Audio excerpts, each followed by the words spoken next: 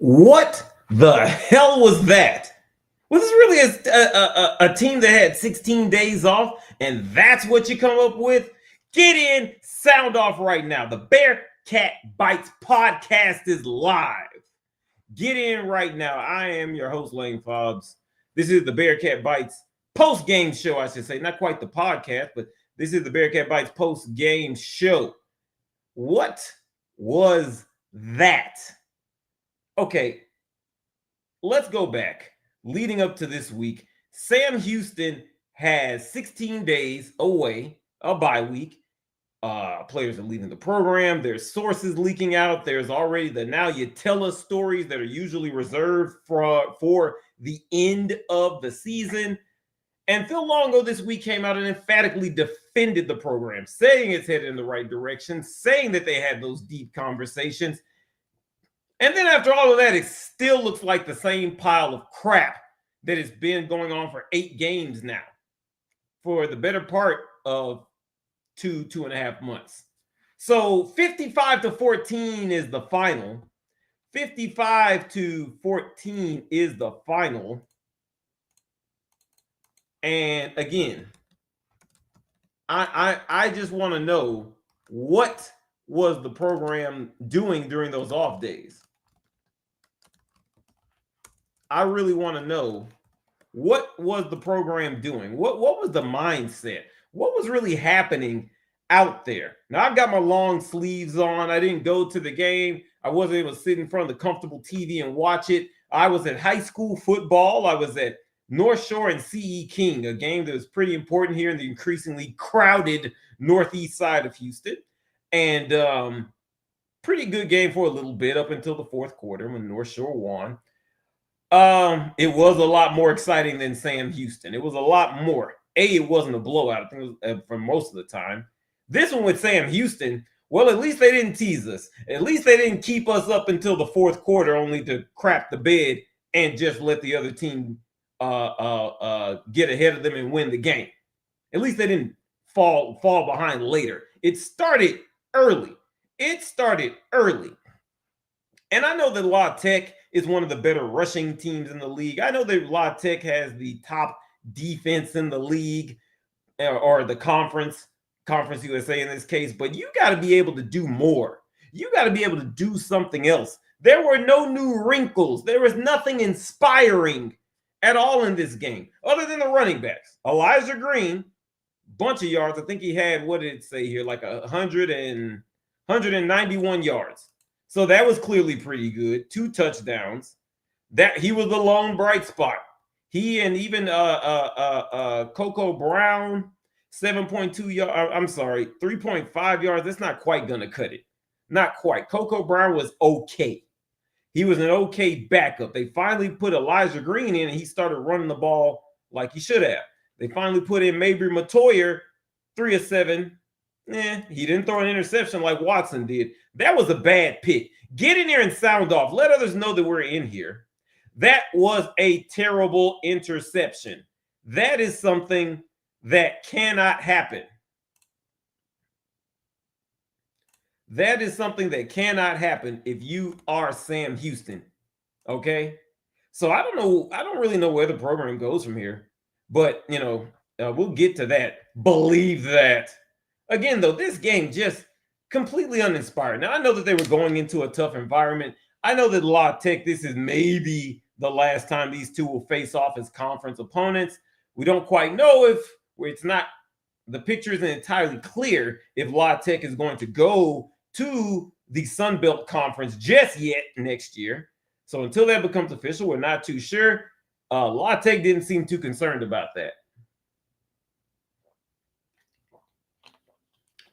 La Tech didn't seem too concerned about that. They ran 425 yards, 6 touchdowns, just on the ground. Just on the ground. I mean, and this is with Jahmyr Diaz coming back. This is with the great Jahmyr Diaz. No, I'm sorry. He was not back. He was not back. I'm sorry. Because I'm looking here. I don't see any tackles, any plays. And again, what is going on with this team? When are they going to be forthcoming? When is this team going to be honest about who's going to play and who's not? I understand that there's the gamesmanship. I understand you don't want to give your opponent too much, but there is a certain respect and a certain appreciation of the fans that you have to have enough to tell them, hey, this guy's going to be in here versus that guy. I don't understand it. I don't understand it. They keep saying this is for gamesmanship or whatever, not the program, but people will say that. What gamesmanship is it helping? The games are getting progressively worse. Nobody is getting better. You know what I mean? Now, maybe individually people are, but the team, the program overall this season, they're not getting better. I'm not seeing improvement other than from the running backs. I don't know who the hell else was practicing during those 16 days. I'm not too sure. Hunter Watson got benched. Phil Longo looked clearly upset and frustrated. Longo wasn't happy. Excuse me, they're on the sideline. Longo, you could tell it's just been a long season. It's starting to wear on them. It's really starting to wear on them. Hey, too bad. You got to head out to Oregon. I'm heading out there with them. You got to head to Oregon and face an Oregon State team with an interim coach that's playing fast and loose. I don't know what they're going to look like against Washington State, but they're playing fast and loose, man. And you're running into a buzzsaw of new vibes and a new energy there in Corvallis. All right. So I don't know. But tonight was just not it. Halloween in Louisiana with all the hoodoo, voodoo, do you just chalk it up to that? I don't. I'm more concerned that this team is not progressing. Usually even bad teams, you'll see market improvement during the year. I haven't seen it. And again, we see some of these same problems again. They're rushing 3, they're rushing 4. They're not bringing more people up to the line of scrimmage. When is Freddie Autry-Lindsey, the defensive coordinator, going to make an adjustment? What adjustment is there going to be? I didn't really see one. Now, maybe you all saw one. Did you see an offensive adjustment? Because I certainly didn't. Not tonight. Let's see what we got here. Do we think FBS was the right move, or do you think they should have? See what we got. Lay these comments on me. Send me the comments. Do you think it was the right move to go to FBS? Oh, man. In a word, late at night, had a good margarita earlier, had some time to reflect, get with family, and have fun at a high school game. I can answer this question. No, I don't think it was the right move. You know why? Because even in FCS, even at that level, you were not a big spender. Look at these other teams who have kind of jumped up to FBS and had success. James Madison, they were ready. They were talking about making the jump, and they finally did. You want to kind of do it like that. I mean, even Georgia State to a certain degree, they're consistently competitive. All these other teams at Jacksonville State who beat Sam Houston this year, that's the stuff that's the problem. That's the stuff. Those teams were ready. You are not. If you're Sam Houston, you are not from a financial and resource standpoint. Now, they've talked about going into next season and having things built out, year 3, this is a 5-year process. We've heard all those things. And I get that. I get that those things are happening. So you got to wait. So using that logic, you got to wait till 2028 to make an assessment if you're going by the logic of Phil Longo and the Sam Houston program. Let's see what we got here. Especially now with the G5 portal maintaining success. Let's see. Be much harder. Yeah, it's going to be hard. It's going to be hard to keep continuity. You're going to have to do it the old school way. If you're Sam Houston and these smaller schools, you're going to have to do it where you're bringing in high school talent, get them out there, see who's good. And they're kind of doing that right now a little bit along the front 7. You have Brody Henderson, Dean Ford, Darren Jackson. These guys are getting a lot more time. You know what I mean? Jace Arnold made a little more appearance. Joe Swin. There are freshmen, redshirt freshmen and sophomores. Those are your young guys, right? Those are your young guys. They play. They're getting in there. So that's what you got to do. You got to bring them in and develop. Now, the recruiting, high school has picked up. Now, maybe that's what they were doing. They didn't practice too much because they were out there recruiting. Maybe that's what it was, because it certainly didn't look like anything was being practiced when the final score is 55-14. Okay, what did you all see from the game? What did you all see? I didn't see much. I didn't see really anything to get excited about. If you're a fan of Sam Houston, I didn't see it. They are last in the country in third down conversions. They are at the bottom in time of possession. All of these things. They have a time of possession differential of like 338 minutes. I mean, every number looks bad. They did get the fumble, though. They did force the fumble. I told you all about that, to look for the forced fumble, and they got one of those, and they recovered it. So they did the one thing that they can do right: cause fumbles and recover them. Everything else, yeah, they're at or near the bottom in the country. It's getting really bad. They're 0-8. It's not happening. Sam's biggest rival got $1 billion from the university. Wow. Yeah, they went that route before. They should have went that route. Yeah. I mean, they need money. They need money. I don't know how they convinced. I think, are they in the Texas UT system?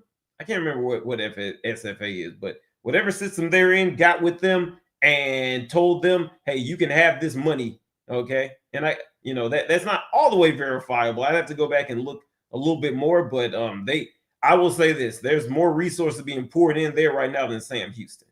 Yeah, they're in the UT system. Yeah. So they convinced them. Now Sam Houston is in the Texas State system, which is not quite as well resourced. It's not like the A&M system or the UT system. So, but they got to convince them to come about something, anything, because remember, when Sam Houston made this move, you didn't have to pay the guys. You didn't have to pay the players. Now it's all above board. You got to pay them. Here's the real problem for Sam Houston. You got Scotty Walden and, UTEP. And I know UTEP is a naughty word among the Sam Houston faithful, but let me tell you something about him. He's embracing the recruiting. He's bringing in a lot of guys. You got North Texas, Eric Morris, same thing. You got UTSA. These are the powers that have come up kind of since or around the move of Sam Houston. They entered a completely different world than what they thought that they were going to enter. That's the problem. And Phil Longo talked about that. He wasn't as abrupt and blatant about it as I am, but 2 or 3 weeks ago, he talked about that. How they moved into a new neighborhood, barely got in there for the house, and now there's more costs.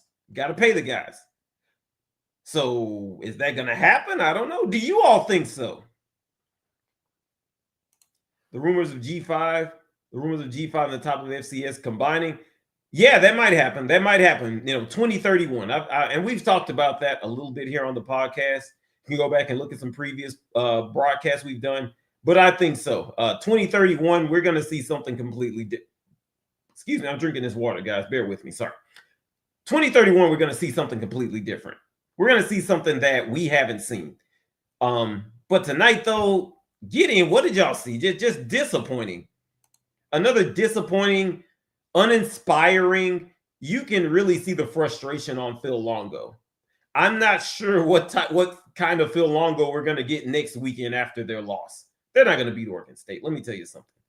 Oregon State, they're not very talented, but they've got size. I can't wait to jump into that next week. By the way, talking about SFA and Stephen F. Austin, here's the ironic thing. Here's the ironic thing about Stephen F. Austin. So La Tech scored 55 points tonight. That is the most they've scored since 2022, a September game against the Lumberjacks. Isn't that crazy? Isn't that wild? This is the most points La Tech has scored in 3 years. Last time they did it was against La Tech. I'm sorry, against SFA. Well, here's a radical idea. I wonder if Sam Houston and SFA, those two teams who let La Tech score a bunch of points, I wonder would they get together at a big city, I don't know, in Houston at NRG Stadium and decide who can score more points on the other. They could call it a battle between two teams from East Texas where the Piney Woods are. They could call it the Battle of the Piney Woods. What do you think about that? What do y'all think about that?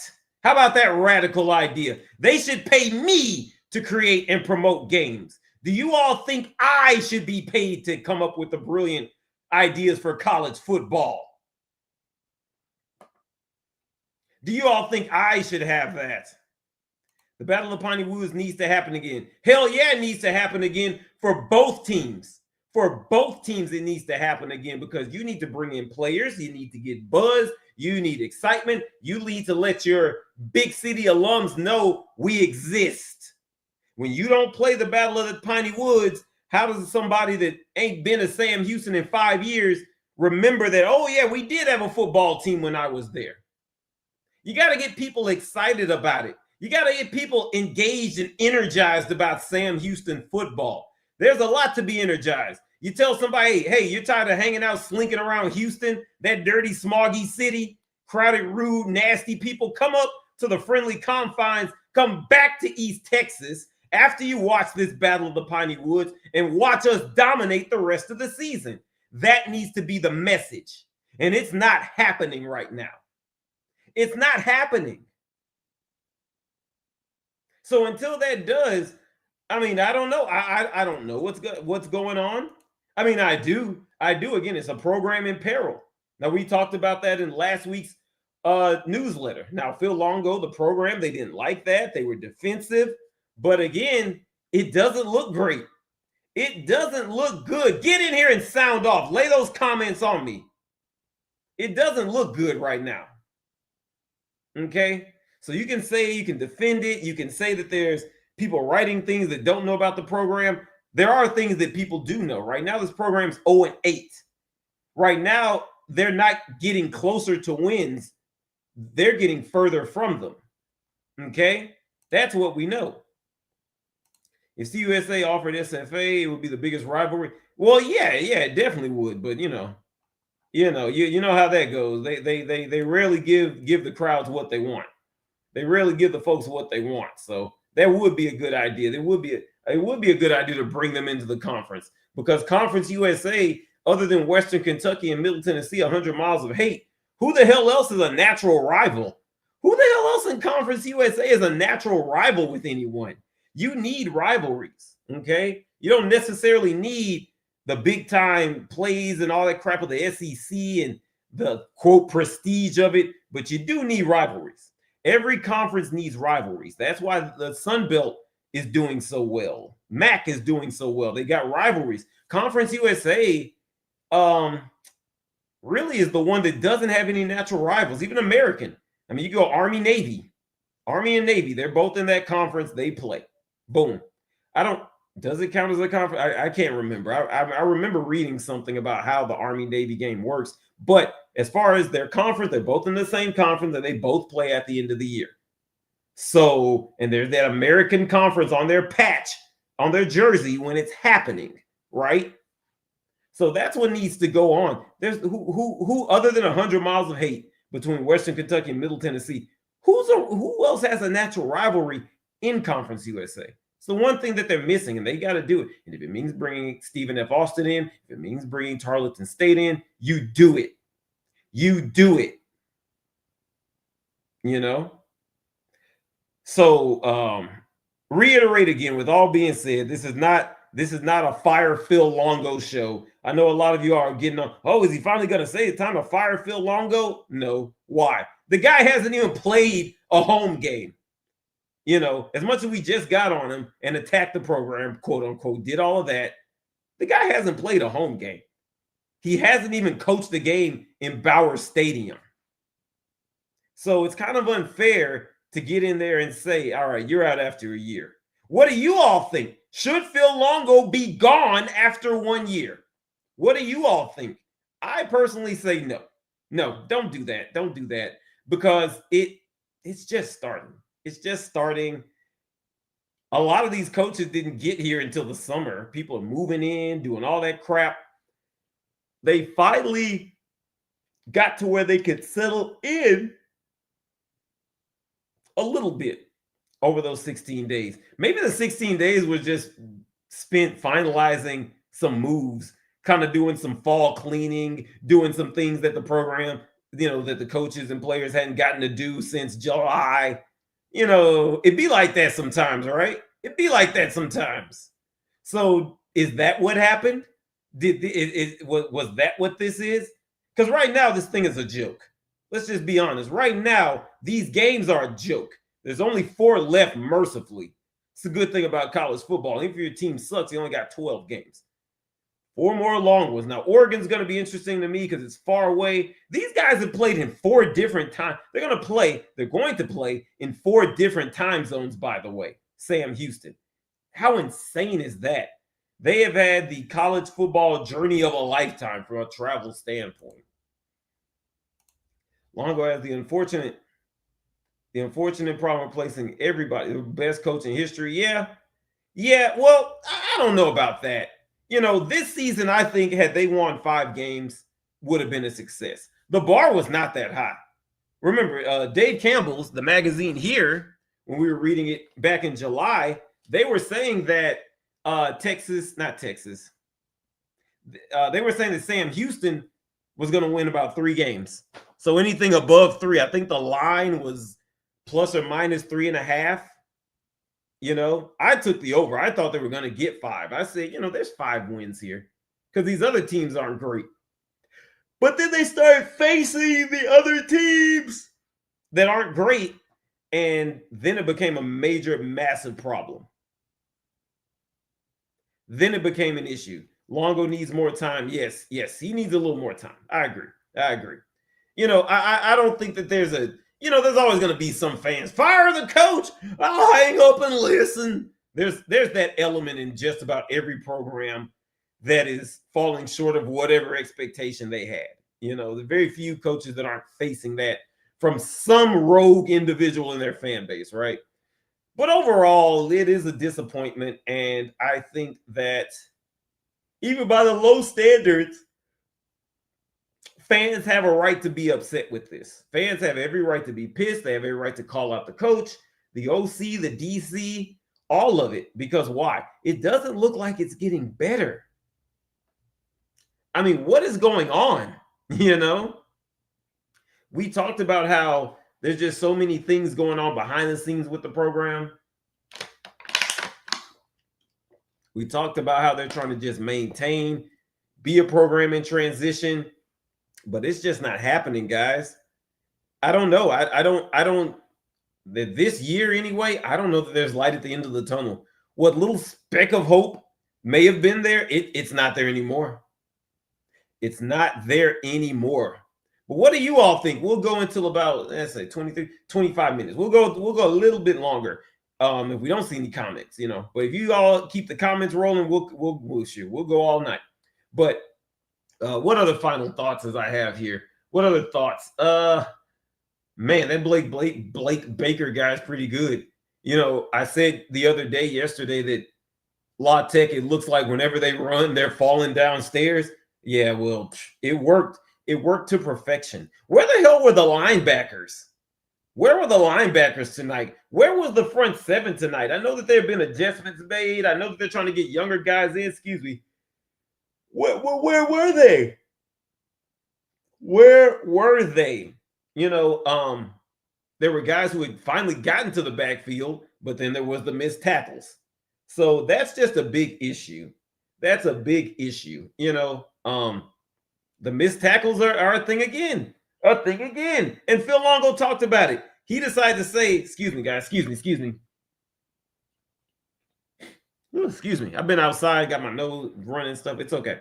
But Phil Longo came out and said that the biggest thing that he wanted to see from the defense was no more missed tackles. And it's still happening. It's still going on. So what is different? What is being taught? And that's why I kind of asked Longo, what are the conversations like between yourself and the coaching staff?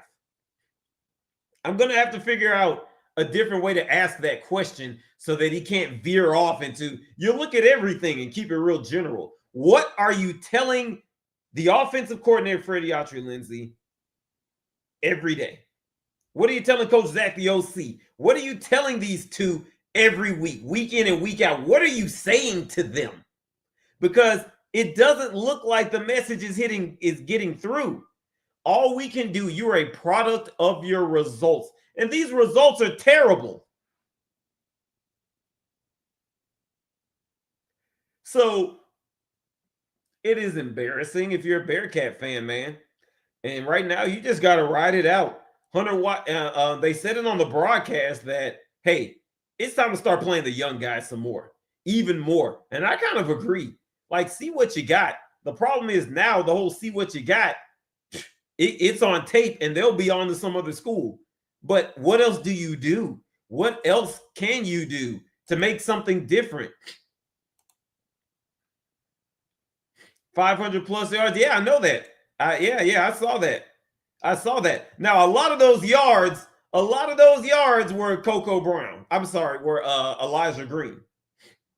A lot of those yards came on an 80-yard run from touchdown run from Elijah Green. Okay, he had a lot of big runs. That's what boosted it up to 500. In between those runs was not a lot to talk about. You know, it's like a movie with great scenes, but in between, it's like, ugh. Everything was just, it's like you just wrote those scenes and put some thin plot line around it. That's what this game was. That's what the offensive attack was. You take out those big plays, and there was literally nothing. Now, defense, there weren't even any big plays to boost them up. They were just getting ran over the entire night. Now, Sam Houston had 500 plus yards, 2 scores. That's pathetic. Excuse me. Compare that to La Tech, who just rushing yards, 427, 6, rushing touchdowns. Not 1, not 2, not 3, not 4, not 5, but 6 rushing touchdowns. That is the difference. Yeah, that is the difference. So they're finally racking up yards, I guess, from week 1 against Western Kentucky to now. They have done that. They didn't get off to a fast start. My key to the game, they didn't get off to a fast start. They did force a fumble. That happened, but the game was so out of reach when that happened, it was basically irrelevant, you know? When Trey Harris got that fumble, there was just not much. Get the running backs out in space. Now, they ran the running backs. That worked, but they didn't throw it to them down the field. There was still that stuff in the backfield that just kept happening, you know? So, drop pass again. Drop pass or 2 again. Okay? There was that. The old specter of that came back up, right? Chris Reed's a nice little receiver. He's good. Chris Reed, I like him. He's a nice little quick receiver. He's fun. But yeah, overall, just not a lot going on. Just not a lot going on with this. And so, you know, moving forward, again, got to get ready for Oregon State. Allegedly, everybody's healthy, even though we didn't see Jameer Diaz, but there's that. 4 more games. We're in the final stanza, the final 4, 3, 6, 9, 12. We're in the final stanza of the season. So that's a good thing. Still 2 more games at Bowers. We'll be at both of those. Lots more to come. And like I told you, if they're 12-0, 0-12, we're going to be right here. Go ahead and hit up the Bearkat Bites in the description and the links and all of that good stuff. If you want to be a year-long subscriber, you get a t-shirt and you get the Santa Claus house shoes based on the Santa Claus movie with Tim Allen. We got holiday stuff for you guys. So get on in there, grab some of that stuff. We got more goodies coming for you. This is the Bearkat Bites post-game show. We'll see you all for next week. Game week against Oregon State. All college football. Even Sam Houston at 0-8 is good college football.